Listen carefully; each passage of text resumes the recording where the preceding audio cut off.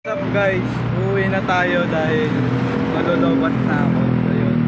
Tapos na naman yung isang araw natin. At ayun, nakita ko nga pala si Fiona at si Diwata kanina. Sobrang saya naman, nakapag-shoutout pa. Ayun, uuwi na tayo.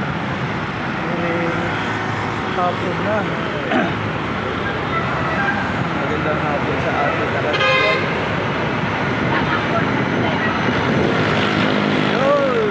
At kanina nag-uulan-ulan kanina kaya magpahinga na tayo dahil naulan na tayo. So yun, ayan ang kalbaryo ko lagi araw-araw, traffic, init, ulan. Sana suportahan nyo ako. Maraming salamat sa inyo. Ayan.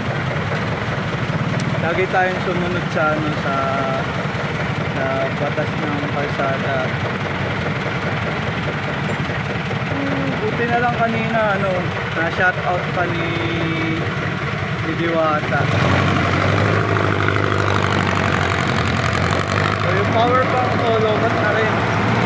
So hindi rin tayo makakapagtrabaho maayos. Kaya uuwi na lang tayo. Kamusta kayo dyan lahat?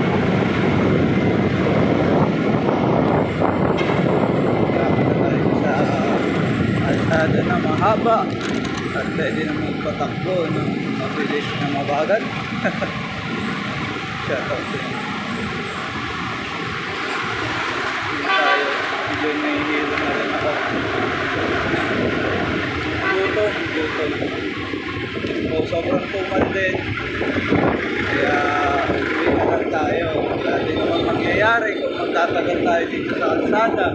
Dahil pa-traffic na nga. Yun. Pero araw-araw yan, traffic. Kaya let's go! Shoutout nga pala sa mga bago kong follower. Sa mga matagal ko ng follower na nag-share ng live ko. May kanang shoutout sa inyo.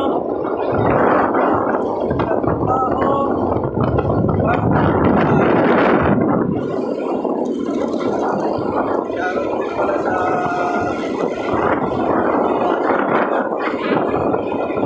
washer ko, shoutout sa inyo.